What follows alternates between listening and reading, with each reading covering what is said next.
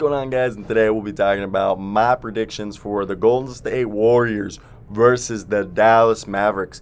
We can all agree this Dallas Mavericks team has some 2011 dark horse energy riding behind them. And let's get right into today's video and let's talk about it. I want to hear your thoughts down below right now in the comments. Who do you think is going to win? Why do you think they'll win? And in how many games do you say this said team will win? So if you think the Warriors will win, how many games will it take them to win, and why will they win? If you think the Mavericks will win, and how many games will they win, and why? If you guys want to hear my prediction, skip to the end of the video about 2 minutes before the end. I always do the prediction at the end, and let's get right into it. Okay, the Dallas Mavericks and the Golden State Warriors. Okay, we can talk about the Golden State Warriors and what we know about this team. This is a team that Steph Curry, Jordan Poole, Klay Thompson, Andrew Wiggins, the defensive menace. I made a video recently about it. Go check it out. I actually made it yesterday. And he has just became this guy, I want to say a combination of Andre Iguodala of old in their original 2014 run when he won Finals MVP, mixed with a poor man's Dennis Rodman, in the sense that if he can't get the ball, he's slapping that ball. He probably touches the ball 15 times. If he could get credit for every rebound he gives, Andrew Wiggins would have a double-double every game this playoffs. And Draymond Green, of course, but Kevon Looney has been special for them this year. He's been a big factor for them, occasionally starting and playing that big man role that you could argue that they've lacked in for a while now. But when you look at this team, what do I think? I think it's definitely interesting because you look at, the Golden State Warriors. Nemanja Bjelica is a guy that's also played some minutes for them, especially when they've had to go big. And, the former EuroLeague MVP for the postseason, he's averaged, only about 12 minutes a night. So he probably won't be much. He could be, but it's really what we've seen them, on most nights. Draymond Green, when they need to, Draymond Green starting at center. But when they need to, Kevon Looney will. There's been times where it's Draymond Green, Andrew Wiggins, Steph Curry, Klay Thompson, Jordan Poole, or it's Steph Curry, Klay Thompson, Kevon Looney, Wiggins, and Green, Jordan Poole, 6-man, and then, Otto Porter's hurt with the sore right foot, so if he's healthy, it's Otto Porter off the bench. We've seen some Kuminga, and that's where I come over here and look at the Dallas Mavericks, and they run Doncic, Bronson, Bullock, Dorian Finney-Smith, and they start off Dwight Powell, and eventually they move in Maxi Kleber in for Dwight Powell, and then they rotate. Dorian Finney-Smith stays in most of the game, but if he ever needs a breather, or if Reggie Bullock needs a breather, they bring in Davis Bertans, and sometimes they even, put Dorian Finney-Smith at center position, Reggie Bullock at power forward, and run Dinwiddie, Brunson, and Doncic.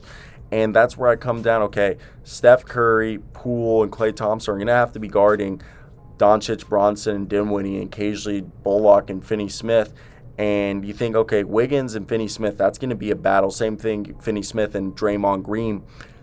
And that's where it comes down. You got to eliminate Wiggins and Draymond Green. If the Mavericks want to win this, Finney-Smith, Powell, Bullock, Bertans, Kleber are going to be the guys that are going to be putting their bodies on Andrew Wiggins and Draymond Green. And these guys, yes, Wiggins is averaging 7 rebounds. He's only had, I think, 1 double-digit rebounding game this postseason.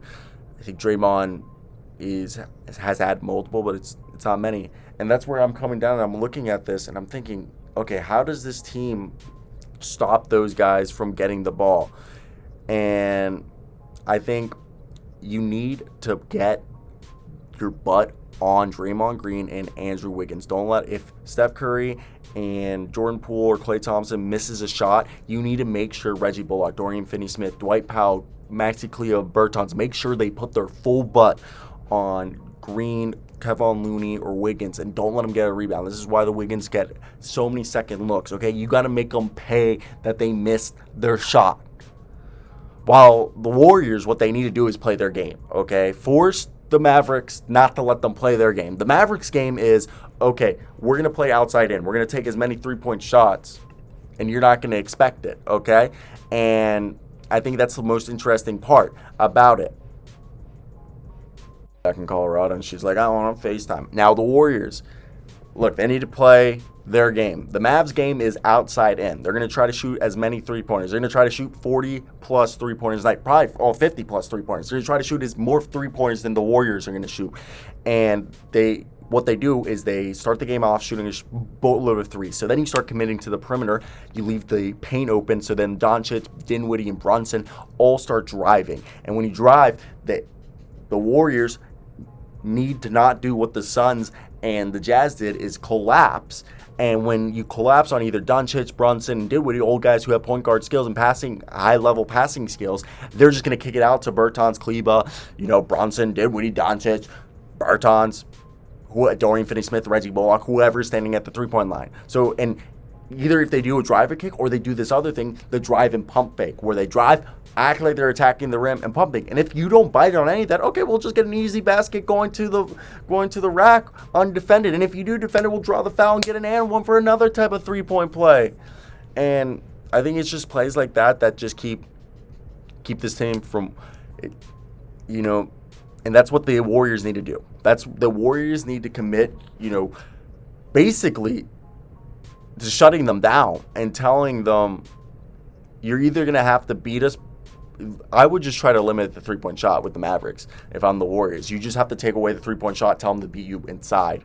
That's if every other team has literally let them establish the three-point shot, and then when they try to take away the three-point shot, then that's when they start to go inside, and then they cook them. So the Warriors need to just start day one, ham hone on the three-point shot, and then you're fine.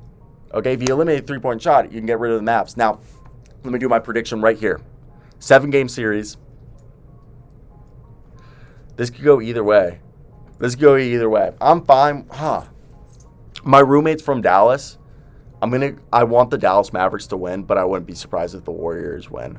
That's my prediction. Could go either way. I personally want the Mavericks to win, but I do understand that the Warriors are a deeper team with more experience, and just experience being this deep in the playoffs, and as well as, coaching experience and all that. Jason Kidd's a good coach, but this is the first time being this deep. The team's younger, and the sense of experience. So I want the Mavs to win. This is going to be a 7-game series. I wouldn't be surprised if the Mavs pull this off and go on to win the NBA championship, because it does have this kind of Cinderella underdog, dark horse story going to it. But again, I wouldn't be surprised if the Warriors win.